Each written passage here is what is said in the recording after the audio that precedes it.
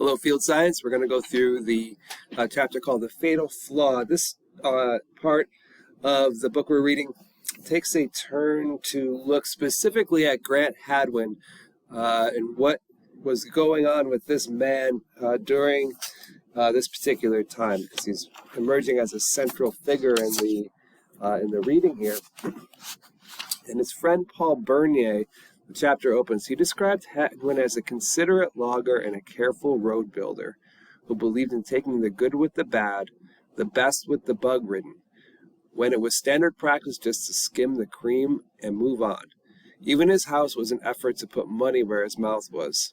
In a town and in an industry where people, resources, and even homes are exploited and abandoned, the Hadwin house stands alone as a kind of monument to permanence. So Grant Hadwin, if you remember from the previous chapter, he built his house in Goldbridge, which is in British Columbia, rural part. He built like a pretty strong house in a community that was largely abandoned because the gold mine that was operating there for a bunch of years had run out of gold. And so what was left were the trees in the area around it.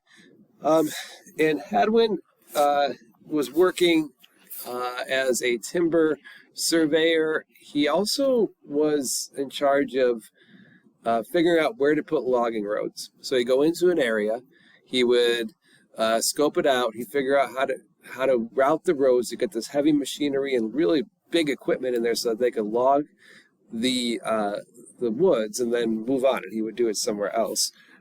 As he was doing this, this was in the 1980s by this point. He sort of encountered a conflict. It's what the book sort of gets into. And basically it was this, like Hadwin, his timing was off. He was exercising restraint. He was basically starting to tell people, hey, maybe we shouldn't cut down every tree in this valley, or maybe we shouldn't clear this whole area out. Maybe we should leave some behind. And that might sound sensible to you in you know, the 2020s here where we sit, but at the time in the 1980s, that wasn't, people didn't really understand what he was talking about. It didn't make a lot of sense, especially to people who were in the logging industry. They were confused. And it was around this time that the industry entered one of its most aggressive phases ever, and that was called the Bowman clear cut.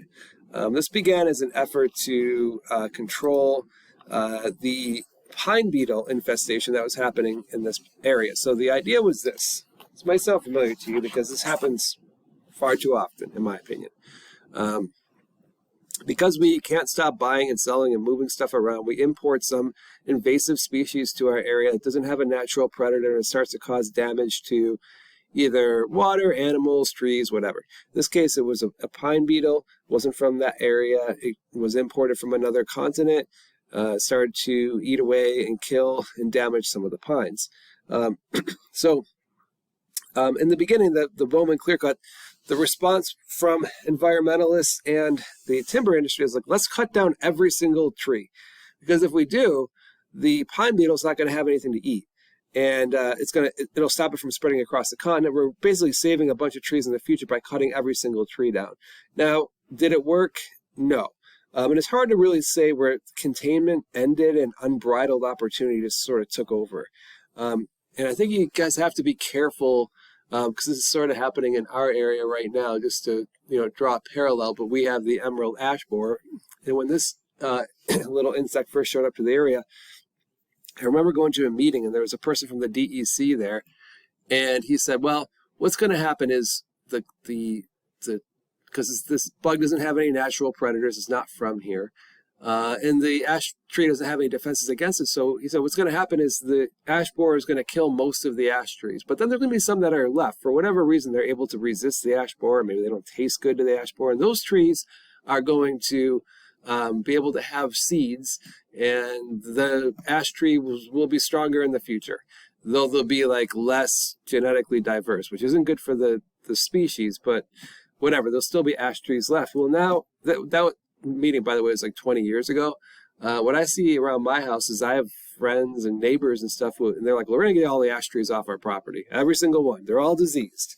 Now, And there's usually a lot of people who are willing to cooperate with that. Like some of my other neighbors who burn firewood are like, yeah, I'll cut down all your ash trees. Can I have the wood? And then also people who sell lumber are like, yeah, we should probably get all the ash trees off. They're all diseased.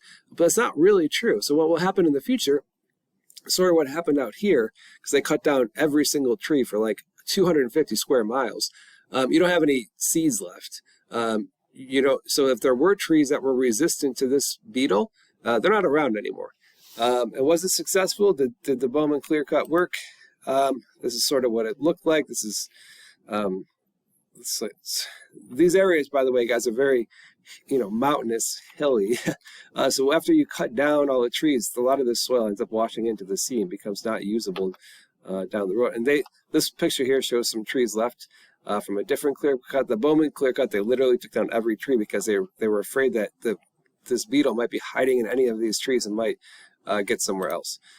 So this is from like 2021, this picture here. So the mountain beetle has spread east of the Rockies to an area that forms a bridge between western and eastern Canada. So you can see that all of this clear cutting didn't do anything. It made a lot of logging companies a lot of money. It made a lot of loggers a lot of money, which isn't necessarily a terrible thing, but I'm just saying it did not control the beetle population.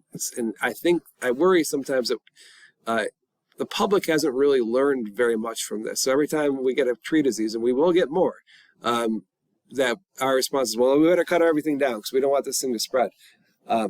And so if there were resistant individuals to the infestation, we don't know who they are or where they are, because we probably cut them down. Now, Hadwin was having a hard time with this. He felt like that a lot of the trees that had the beetles in them might survive, and he felt like the ones that were infested might and were going to die, that he felt like the wood had a pretty color to it. It was kind of like a blue stain. I'll show you a picture of it soon. And he felt like that wood was marketable. In other words, they could still sell it, but the industry disagreed at the time in the 1980s. A lot of that wood they were cutting down, and sadly, a lot of it they were just leaving behind. If it was infested, they just left it, or they burned it even, which was worse. And he was starting to feel this tension with it. So he kept on working, though, and what was happening is he, in his job as he worked, he would, his job was to write these reports, right? And he would turn them into his bosses. And Grant Hadwin started to write in his reports. I mean, these things are typically dry. Build a road here, make sure you reinforce this bank. I mean, it's, maps. I mean, these are pretty dry pieces of, they're informative. That's it. It's like reading a manual. But he started to do something that was really out of his time in the 80s. And he started to write into the reports like, hey, we should leave this one particular stand alone. Like, we shouldn't log it. And I think, Grant, got to keep in mind, he was the first person to see these stands. And a lot of times he was the last person to see them intact, because after he came back with his reports, they came in and took everything down. So he's looking at these things and he's thinking, this is really pretty. Like, this is a really nice forest in here. And I think we should just leave it alone. There's plenty of other trees around. But this really put him at odds with his bosses. I mean, it's not even like they didn't like him. They just didn't understand. And that's something that you have to keep in mind about this time period, is like, people weren't saying things like this, and they certainly weren't writing it. And if you were writing it, you weren't a logger. You weren't in the timber industry. You might be like an environmentalist, or some people might think you're, a tree hugger or something. But Grant Hadwin was this really accomplished person that's been in the forest industry his whole life, and he's writing these reports saying, hey, let's leave this chunk of trees, this whole stand of trees alone, and it's not going over real well.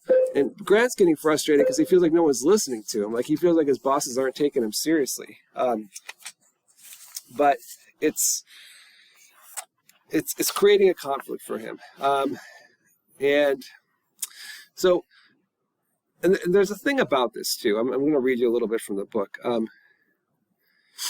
They're talking about Grant's role, and he says, his job. He said, they're the last people to see the forest intact, and yet to try to alter this course or even question it within the industry was out of step, not just within the culture, but within the current era.